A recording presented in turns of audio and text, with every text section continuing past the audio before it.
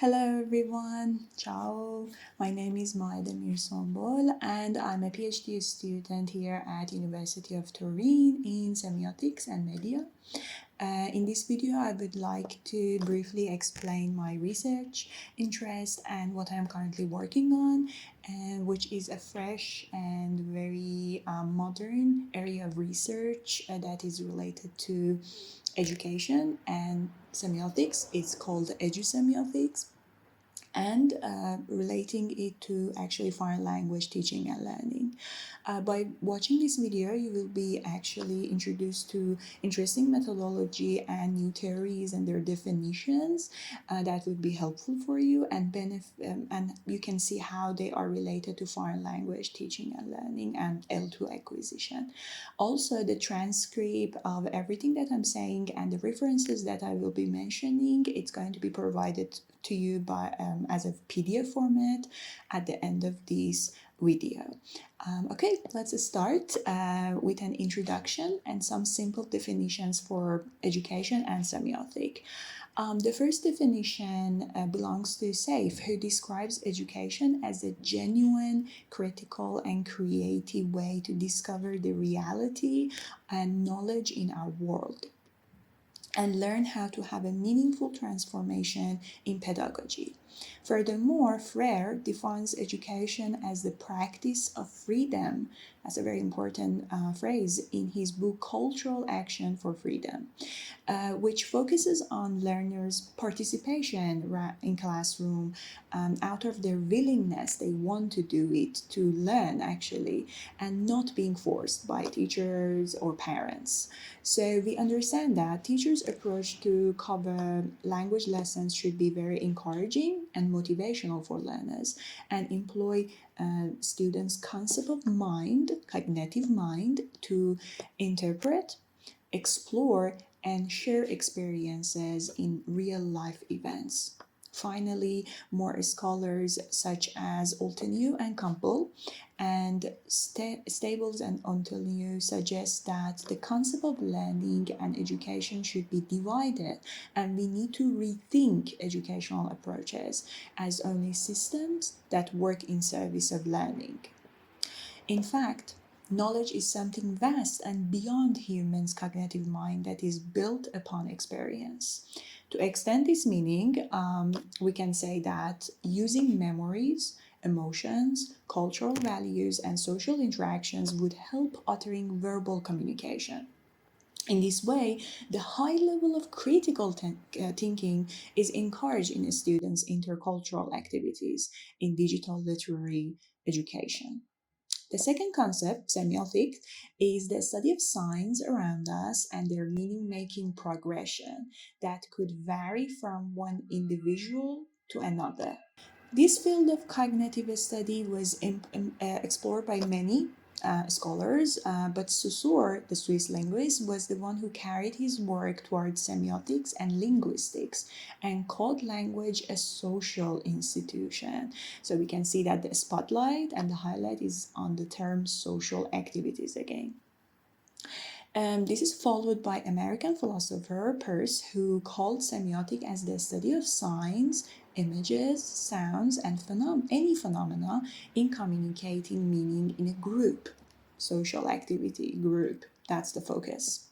Now we need to move forward to language teaching and learning and talk about its essence and main goals. There are many great names who have spent their whole lives on studying language acquisition and L2 teaching and learning. Chomsky, also known as the father of linguistics, describes language learning process as a pre-wired system. So the term system, remember that, with basic unchangeable rules. His view actually is influenced by Saussure's opinion in semiotics and linguistics. On the other hand, we have Halliday's contribution to language acquisition, which begins before children can speak and introduces language as a social phenomenon rather than just a system.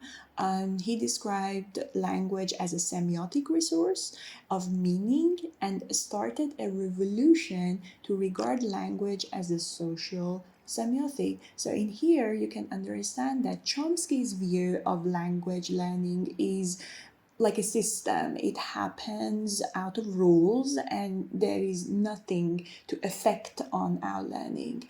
But Halliday's view is very changeable, it's very flexible, and he said that language learning is affected by the environment and the social aspect, and when you are a member of a society, that will affect your language learning. Doesn't matter if it's your native tongue or it's your second or third language that you're learning. Society always is important, and social and cultural aspects affect your language learning. That's very important.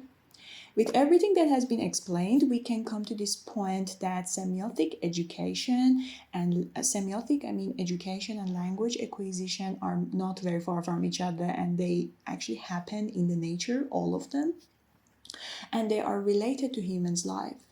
I would like to use a stable explanation of learning here, the term learning in here, that defines it is a way to gain and modify sign relations and look at them from a new perspective. So, semiotic plus education, known as edusemiotics, are a natural fit in language learning. Plus, it is an essential topic to be discussed to investigate more on tools and methods that could enhance teaching and learning of a foreign or second language in socio-cultural setting, with goal of enhancing interaction among students in the foreign language classrooms. That goal is actually to help them achieve a higher level of speaking and writing skills, the outputs, and the competence of them in a multimodal study that would increase intercultural communication. Together, with the help of digital technology and new online platforms, teachers are able to ease the path of language acquisition. At this point of the video, the concept of edusemiotics is clear. So edusemiotics is going to be our major goal in this clip right now, and we want to invest more on it.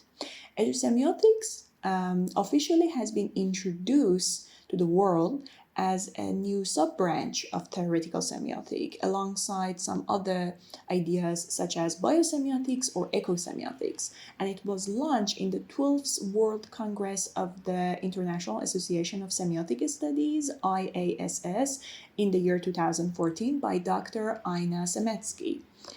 Remember that edusemiotics' original birth was in the year 2008 and by the group of European scientists in education at the Oulu University in Finland. Information. So according to Semetsky, edusemiotics is a currently developed direction in educational theory that takes semiotics as its foundational philosophy and explores the philosophical specifics of semiotics in educational contexts. Today's educational context and educational pedagogy, basically researchers, especially in the West, lack the human's experience in learning, and therefore edusemiotics enables us to connect other natural fields such as ontology, epistemology, ethics, and ecology to pedagogy. We can relate them together in an interdisciplinary, or better said, transdisciplinary areas of knowledge to deepen the understanding of real life and lifelong learning, to highlight culture in our context, in our education. Regarding to this claim, I would like to quote two scholars here. First, Cunningham, who argues that educational curriculum which benefits upon semiotic insights performs as a better development that does not follow a statistic structures to be learned and remembered without cognitive values in life. It means that when you adapt semiotic approaches to education, you're not just using the old-fashioned basically methods, just reading, memorizing, and learning something and then forgetting it too soon. You are actually learning, and everything is gonna be stuck in your cognitive mind, in your brain, for your life experience, for events that are coming up. So that's why we call it a lifelong learning. And the second scholar, North, describes that semiotic has the potential to overcome the gap between science and humanities, these two areas. We can connect them with semiotics. Okay, in the next section, I would like to reflect on some important authors and their opinions and about edusemiotics, and speak more about multimodal aspect of my research and possible future benefits it would have in intercultural form in L2 acquisition. Okay, let's start. The linguistics aspect of language learning follows as a set of strict rules, Chomsky's idea, if you remember, that are not always possible to be used in a modern and digital literary-based classrooms. This is a huge limitation for teachers and forces them to use only semiotic resources like the objects, which cover basic sample of objects as symbols in the classroom, and this diminishes focus on the embodied pre-verbal and environmental aspects of learning and meaning making based on Campbell and Altinew's view. Another valuable point is that teachers are free to employ visual objects in the classroom that allows learners to dive deep into reading an image. So the term read an image. Like a book, and discover more layers of meaning, the background meaning, while having practical conversations with other partners in the class. The process of reading images can involve breaking down the image into its essential building blocks and component parts. The importance of bringing visual and cultural artifacts to the classroom, to the field of L2 teaching and learning, is that pictures are remembered better than words, right? Especially if you have a picture memory. And this is the reason that is pictorial turn is a wonderful task-based method in the teaching and learning environment. A pictorial turn attempts to read the picture presented in the class as if it was a written text.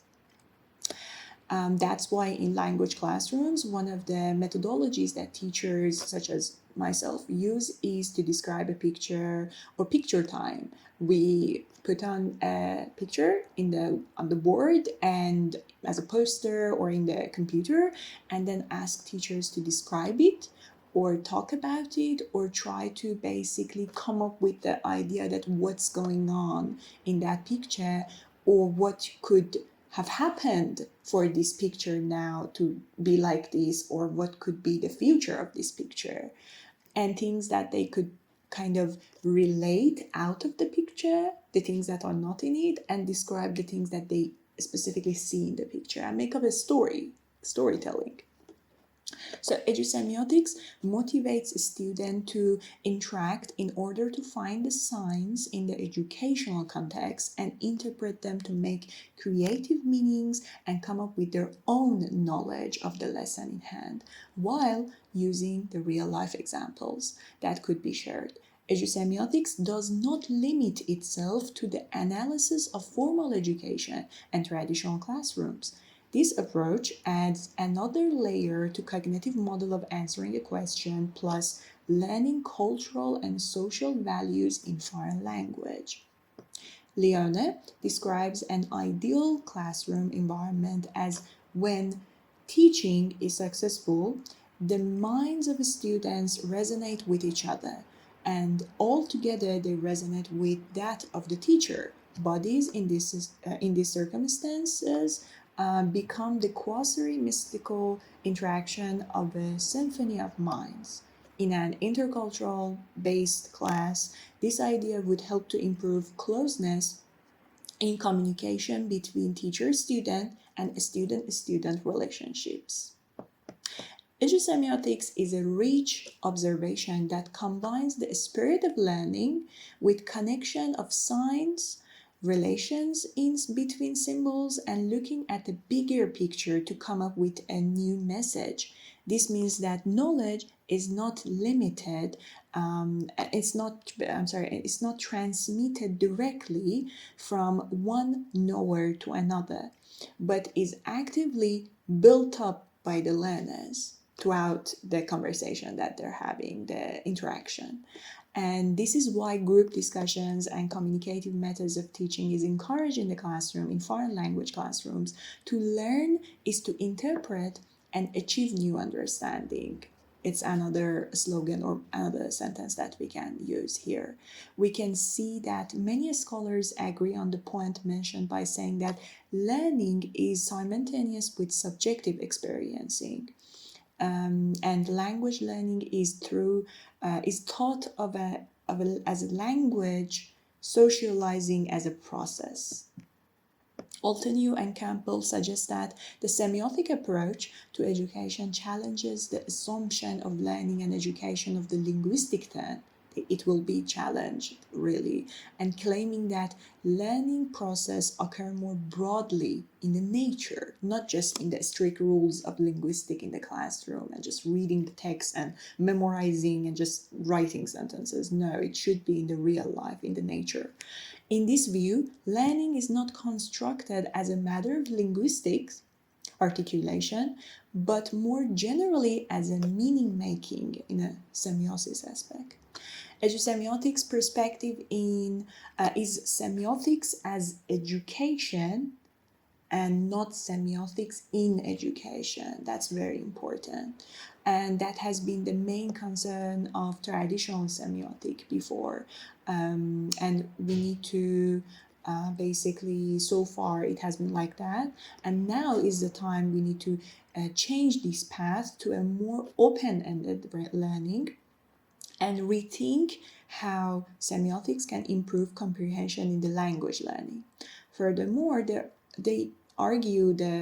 scholars argue that edusemiotics also emphasizes on continuity of human learning process with the wider biological world, recognizing that all life forms live and learn through semiotic engagement. Based on Altenew and Campbell, the concept of learning and education are not the same, and true learning is the primary focus of education. According to Stables and Altenew, in their book chapter related to semiotics in learning and education, learning is a personal, social, and environmental process with semiotics at its core, its center, that can influence other activities combined with different disciplines, perspectives such as philosophy, psychology, sociology, and cultural theory. Ayrton believes that classroom discourse features encode cultural norms and beliefs. Bataille and colleagues have done a more recent research and taken a step further to highlight the effect of semiotic strategy on foreign language speaking skills. The reason may be due to the fact that the semiotic strategy increased the students' desire to learn and more instilled in them the ability for free discussion and the desire to explore what is hidden in order to clarify it and find out its secrets. That's a very important exercise. In the book Semiotic in Language Learning, Denesi explains that semiotic approach can help us to understand how knowledge is represented and signs are employed by human beings across cultures to represent and classify the world. Using semiotics in education is related to the fact that culture plays a vital role in learning environment, the ecology. And in another place, this author actually emphasizes on the cultural aspect of learning by saying that the target language is shaped by the target culture itself. That's a very important phrase. Now you understand how important intercultural communication process is in the education, especially when learning a foreign language. Because when we learn a language, we do learn the signs in that language, the cultural concerns as well. this will bring us back to stressing how important semiotics study is in pedagogy, and it's completely necessary. A sign not only directly represents but leads to other signs to come to mind as a consequence of itself. Human beings are also signs. Edusemiotics takes us, humans, to be signs that grow meaning by expanding the boundaries of knowledge. Edusemiotics approach to learning in terms of a system of signs functioning as a single body-mind unit.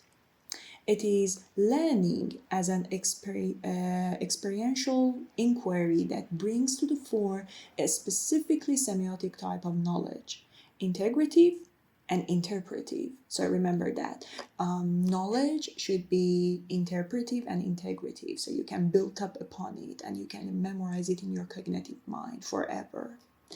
Edusemiotics understands learning as the evolution of consequences and semiotic consciousness in the explicit awareness of the action of signs in human lives.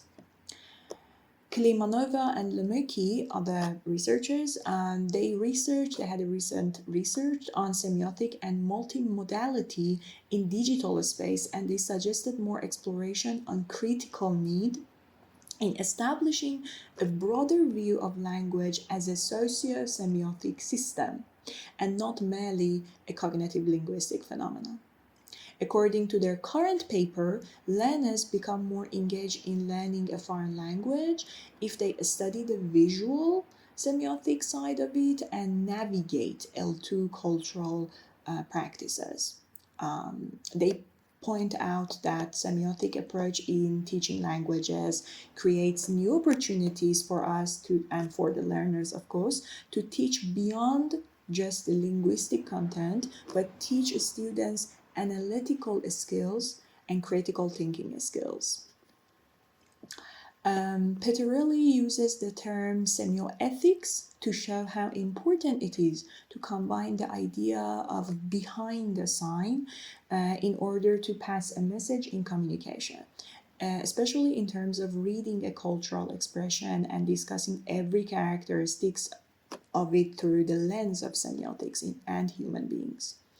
To introduce semiotics and its terminology to educational studies and the school system is to reveal the role carried out by signs in human behavior, how they serve different ends, and whether or not they are used appropriately.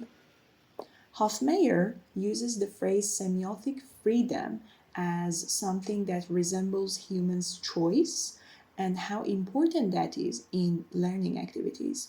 Semiotic freedom refers to the complexity of choice like an organism has for channeling learning in a way that sustains meaningful relationships within its unwelt. Okay, what is unwelt? Unwelt is self-centered environment.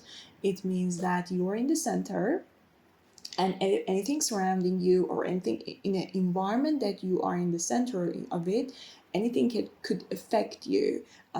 You as a learner in the center, the environment, the social community that you are in, everything in it, every person in it could affect you, your learning. That's unwelt. This is a growth of meaning. Of course it is. We need to reference to another sentence as well because it is related to having critical communication, to use semiotic as a meaning-making task with partners in social activities in language classrooms. Knowledge is not something we have, but something created, it evoked in the very moment of use. So imagine a discussion in the classroom. If you eliminate and delete discussions from classroom, how is it that we can create meaning or create other knowledges? Sometimes just teacher's explanation is not enough. You need other ideas to come and you build up that relationship and that meaning. And you say, oh, that's the moment I understood it. So when you leave the class, you actually receive that knowledge and it's gonna be stuck in your mind, in your cognitive mind. And that's very important, especially learning a second language or foreign language. Sametsky, in her paper An Introduction of Edusemiotics to Date, suggests a shift from researching psychology and education to help learning. Something more advanced like philosophy is needed that will enable us to pay attention to epistemology, ecology, and ethics that is often missing in pedagogy. So semiotics is needed. That's the answer. This shift would only be possible by edusemiotics that could be interpreted as a science of teaching individuals how to understand signs and symbols in communication and interaction with a society to boost up their knowledge of L2 without the pressure of linguistics aspect and the kind of bad focus that it could cause in learning, because it's going to be so strict and they're not going to enjoy it. Teachers can benefit from edusemiotics as well, this approach to add up more information and show learners how it truly is to communicate in a cultural-based context, to the point that learning is about the real-world examples and not just phonological, grammar-based, pragmatic, syntax, this kind of stuff, and parts of language. Educational methodology in foreign language teaching and learning is haunted by the ghost of the past, the previous researchers that do not practice student-centered methods and cannot be applied to the contemporary classroom, to the modern classrooms, especially digital ones. These kinds of approaches have never fulfilled the need of learners and even decreased the willingness of participation in class. Let's never forget that edusemiotics lead to positive experience in a learning platform that values individuals' experiences in learning and sharing it in a cross-cultural community to create a unified progress. It is not only the use of verbal communication that conveys meaning, and we must consider cultural differences and also different body language to correctly interpret and evaluate the meaning for communication too. According to Thosa, foreign language users should never assume that the terminology, sounds, and graphs used in their culture will be accepted by native speakers of that language as well. This means that knowing cultural beliefs and values in L2 should be the first priority of instructors and content creators and teachers to teach, especially in communicative basically classes. The more activities are closer to the real life interactions, the better learning will be improved actually for them. To finalize my speech, I would like to add some future goals of my personal research, that what I will be working on. In L2 learning process, students have to feel surrounded by everything that represents the socio-cultural parts of a target language. That is interesting because some people, when they want to learn a language, they're attracted to the culture, the colors, the people of that language, and then they say, oh, I want to learn it because I want to go and experience that culture, so I want to learn the language to be able to communicate in there. And they want to have be part of the culture of that target language, to deeply learn every possible aspects of it and be able to communicate and function in the related society with the people. The design curriculum used in L2 classes has to follow a lifelong and semiotic-based meaning-making task, which highlight cultural richness of that community to motivate speaking interactions, also writing skill. In this way, the learners will naturally pick up the input and become better speakers and writers, the outputs.